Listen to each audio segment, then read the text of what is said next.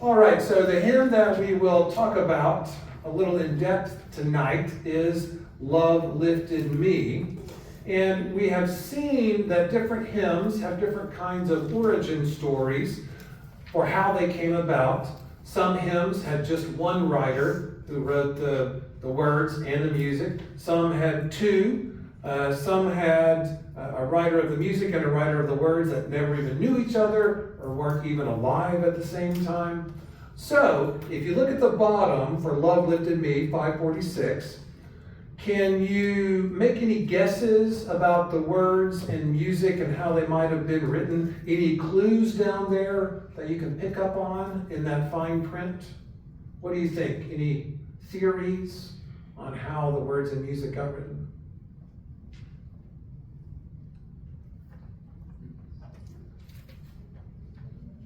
These two gentlemen are surprisingly similar in age. Yes, so they were alive at the same time. So perhaps they knew each other, we could theorize, and that has not been the case for every hymn. And if we look at the tune on the bottom right, it has an irregular meter, so it has a specific, the words of this hymn have a specific meter, and the tune name, Safety, it kind of sounds like it's related to the words itself. So we could make a well-informed guess that perhaps these two gentlemen knew each other or worked together to write the words and the music about at the same time. And if that was your guess, you would be correct. That is indeed how this hymn came about. It was in the year 1912 in Connecticut. James Rowe, who you see was one of the writers, he had written down some words and ideas for a hymn, but he needed music for it. So he invited his friend, Howard Smith, a lifelong musician and church organist, to come over to his house and work on it with him. Rowe would read the words he had written. He would kind of explain the message of the hymn. He was being inspired by, he would try and hum a few musical ideas. And meanwhile, Smith would sit at the piano and kind of jot down some notes, literal notes, and try to work up what became the tune.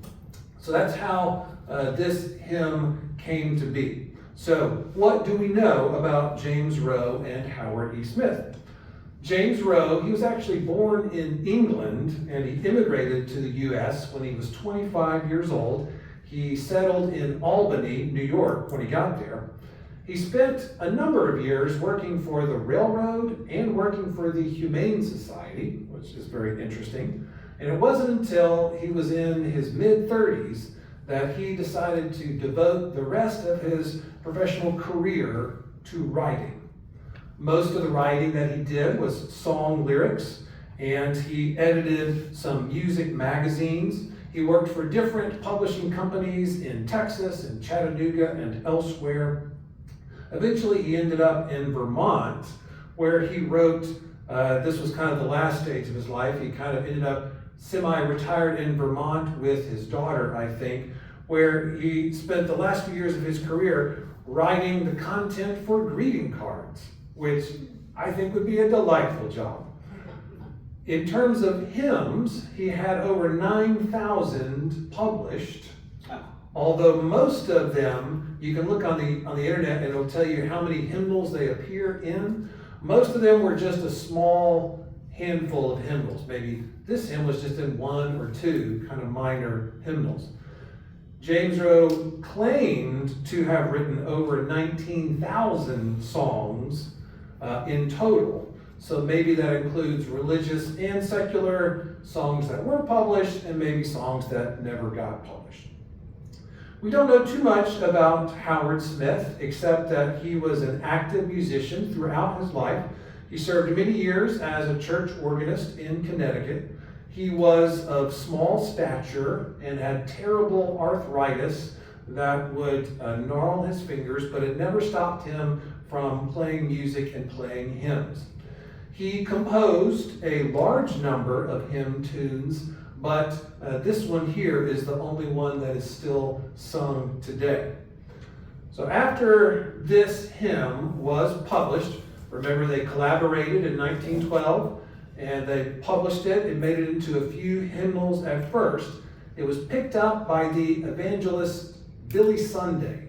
And he was like the Billy Graham of the early 20th century. He was hugely popular. He would have great big evangelistic crusades, just like Billy Graham would go on to do later. Well, Billy Sunday found this hymn and started using it a lot.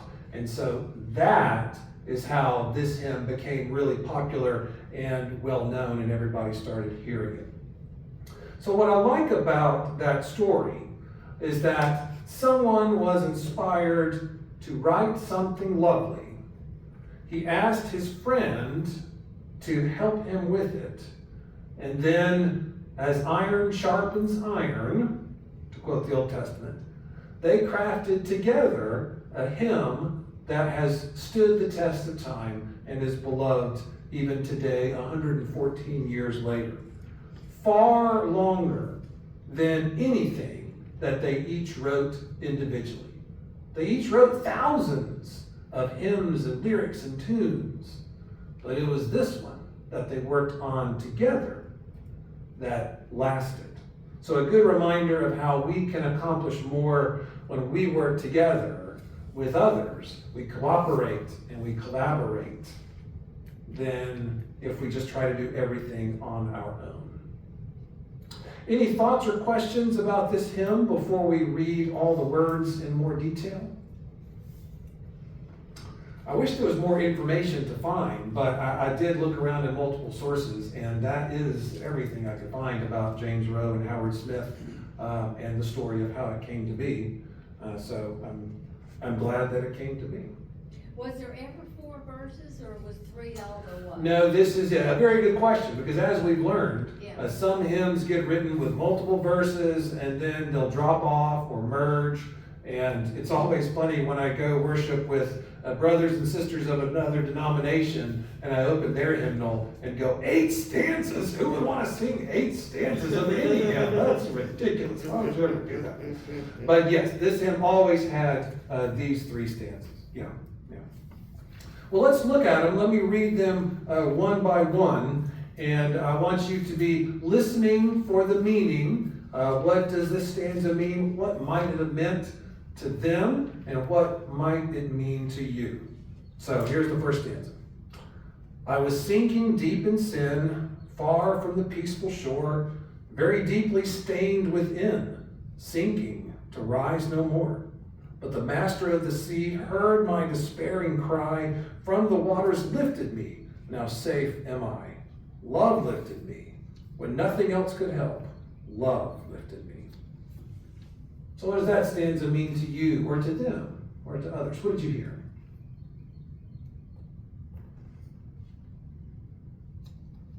No matter how low we get, if we call on the name of God and have faith, He will help us to climb out of that hole. Right. Sinking deep in sin, to rise no more. Yeah. And it does, even just reading it out loud, it's got a poetic rhythm to it. Almost like waves of the sea. You kind of have to read it in rhythm. I like that it has internal rhymes, not just the end of the line, but also the middle of the line. Yeah. Some hymns don't rhyme at all. But this one, it just has that kind of rhyming poetry to it. So the second stanza says, all my heart to Him I give, ever to Him I'll cling. In His blessed presence live, ever His praises sing. Love so mighty and so true merits my soul's best songs. Faithful, loving service too to Him belongs. So what does that stanza mean? What's that stanza singing about?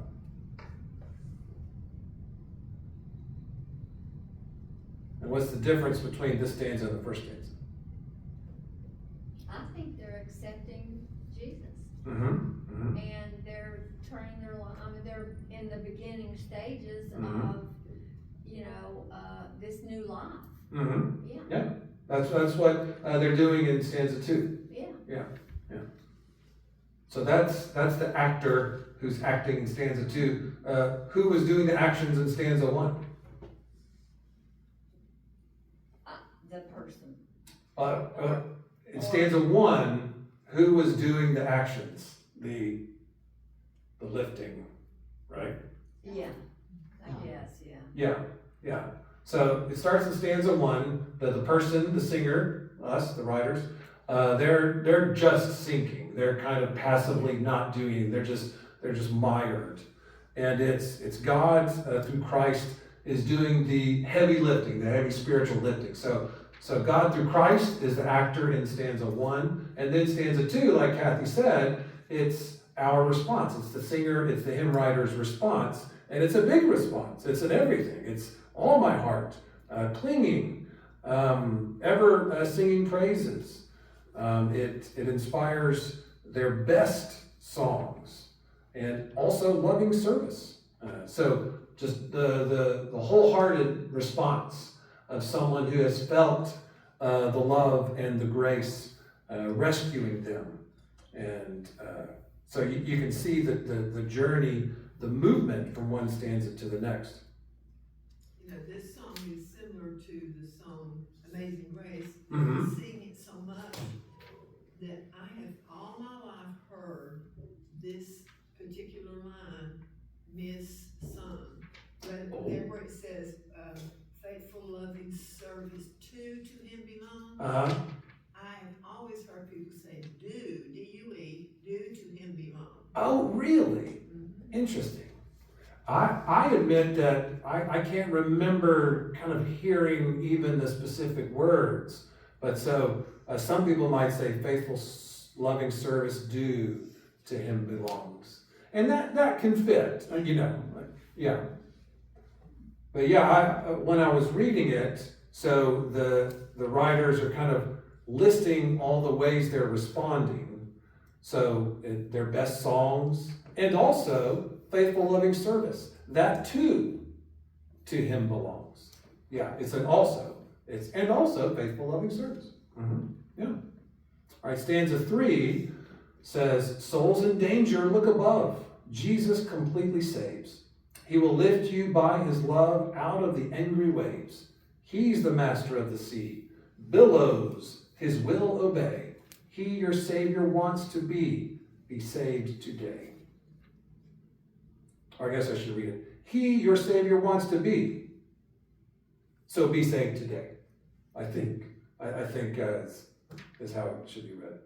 So what is stanza 3? What meaning did you hear there? What's it doing? What's the action? Witness and evangelism. Yeah. It's now you all. Yes, stanza 1, the person was sunk deep. The master of the sea rescues him. Stanza 2, the person responds. Stanza 3 spreads, wanting other people to experience that as well. Mm-hmm.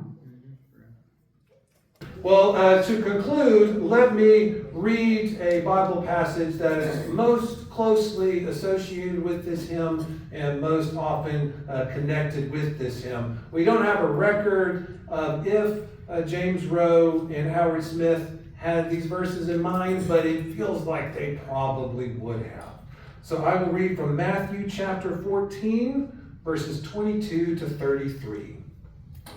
Jesus made the disciples get into the boat and go on ahead of him to the other side, while he dismissed the crowd. After he had dismissed them, he went up on a mountainside by himself to pray. When evening came, he was there alone, but the boat was already a considerable distance from land, buffeted by the waves because the wind was against it. During the fourth watch of the night, Jesus went out to them, walking along the lake. When the disciples saw him walking on the lake, they were terrified. "It's a ghost," they said, and cried out in fear. But Jesus immediately said to them, "Take courage, it is I. Don't be afraid." "Lord, if it's you," Peter replied, "tell me to come to you on the water." "Come," he said. Then Peter got down out of the boat, walked on the water, and came toward Jesus.